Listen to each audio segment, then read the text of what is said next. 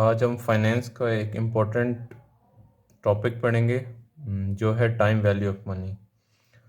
Time value of money के हम अगर बुकिश डेफिनेशन देखें तो वो है time value of money is the concept that money today is worth more than money tomorrow.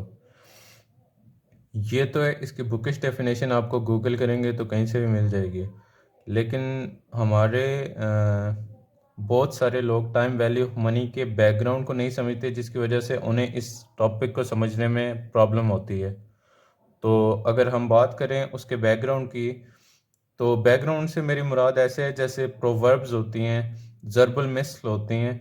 तो उनकी बैकग्राउंड में एक स्टोरी होती है, जिसको वो स्टोरी पता होती है तो उसके लिए वो ज़र्बुल मिसल बहुत ही आसान हो जाती है समझना। लेकिन जिसको बैकग्राउंड स्टोरी नहीं पता तो उसे ज़र्बुल मिसल समझ में नहीं आती। तो ऐसे ही डिफरेंट कंसेप्ट हैं फाइनेंस के, जिनकी बैकग्राउंड समझना ज़रूरी है। जब आप उनके बैकग्राउंड के बारे में जानेंगे तो आपके लिए आसानी होगी कि आप उस टॉपिक को आसानी से समझ सकते हैं।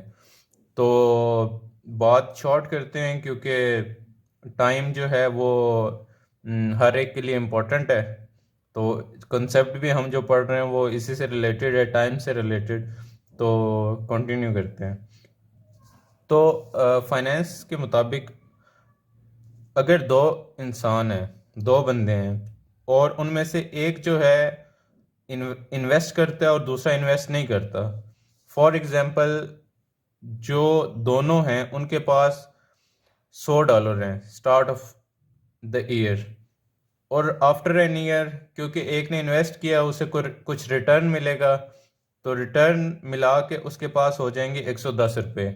जिसने इन्वेस्ट नहीं किया होगा उसके पास होंगे $100।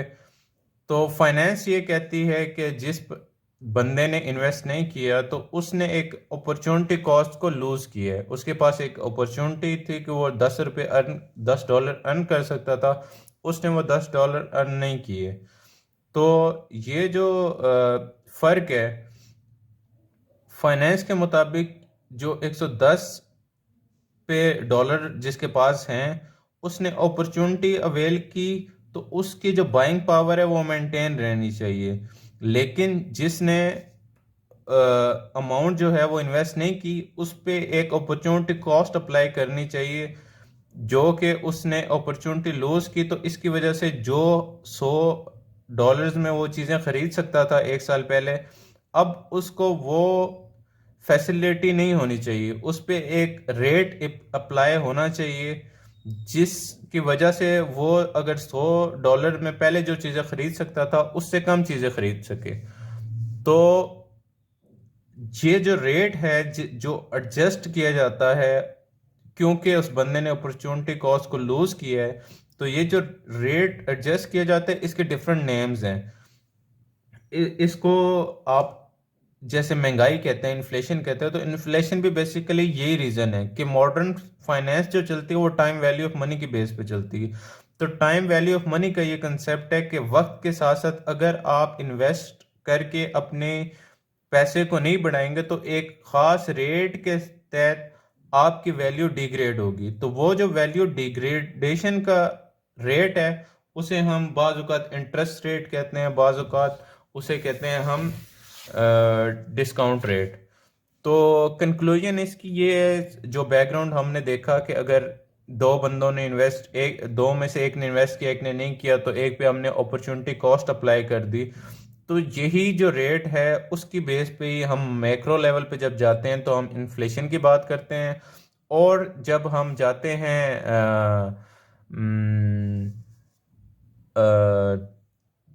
ऑन माइक्रो लेवल, तो उसमें हम डिफरेंट जितने भी प्रोजेक्ट्स होते हैं वहाँ पे हम इंटरेस्ट रेट की बात करते हैं, डिस्काउंट रेट की बात करते हैं।